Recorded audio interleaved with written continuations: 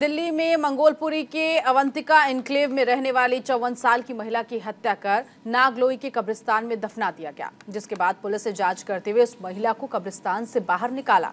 बता दें, महिला का अंतिम संस्कार परिवार वालों ने कर दिया है। पुलिस ने आरोपियों को हिरासत में लेकर कोर्ट में पेश किया। कोर्ट ने फैसला सुनाते हुए सभी आरोपियों को 1 दिन की न्यायिक हिरासत में भेज दिया।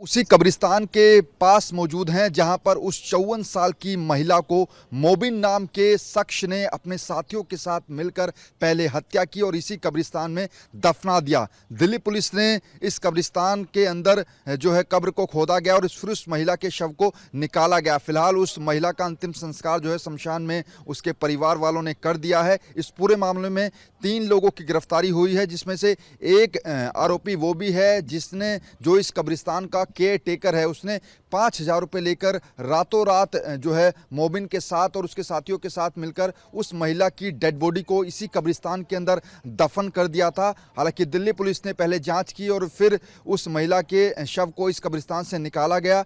वो जो महिला है, अगर हम बात करें मंगोलपुरी के अंदर अवंतिका एन्क्लेव के अंदर रहती थी। 2 जनवरी से वो महिला मिसिंग बताई जा रही थी, जिसकी शिकायत भी उसके परिवार वालों ने दिल्ली पुलिस को दी थी।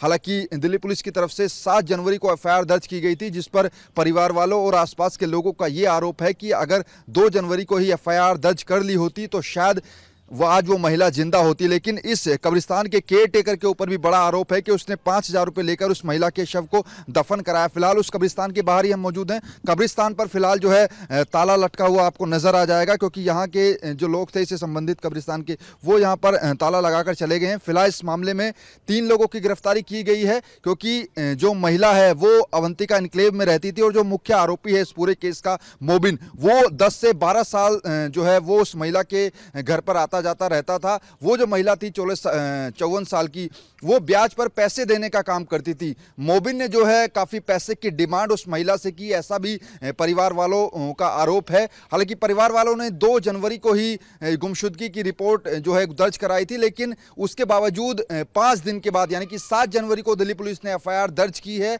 लेकिन अभी भी इस मामले के जो है कई लोगों से जुड़े हुए हैं। मंगोलपुरी के अंदर 2 जनवरी से एक महिला मिसिंग थी, जिसकी शिकायत भी परिवार वालों ने की गई, लेकिन एफआईआर जो है वो दिल्ली पुलिस ने 7 तारीख को दर्ज की। हालांकि फिलहाल उस महिला की हत्या करके उसको नांगलोई के कब्रिस्तान में दफनाया गया, जहां पर पुलिस ने डेड बॉडी को निकाला है, अंतिम संस्कार किया जा रहा है। बातचीत के लिए मंगोलपुरी के हिंदू युवा वाहिनी के अध्यक्ष हैं राजा जी, ये बताइए, आखिर आप लोग भी उस वक्त गए थे 2 जनवरी को जब मिसिंग थी महिला? मेरी 3 तारीख को उसकी फैमिली के उनके बेटे से बात होती है। उन्होंने बताया कि इस तरीके से हमारी मदर की मिसिंग है। तो जब मेरी 3 तारीख को बात हुई, मैंने इस केस में तो अब तक एफआईआर हो जानी चाहिए, तो उन्होंने कहा पुलिस एफआईआर नहीं कर रही है। जिसका जीता जागता सबूत है 2 तारीख की मिसिंग में 7 तारीख को जो एफआईआर हुई है, तो कहीं ना कहीं काफ़ी देरी हुई इसके अंदर। ये जो बॉडी की आज दुर्गति है, जो स्मेल उठ चुकी बॉडी के अंदर से, तो कौन है इसका जिम्मेवार?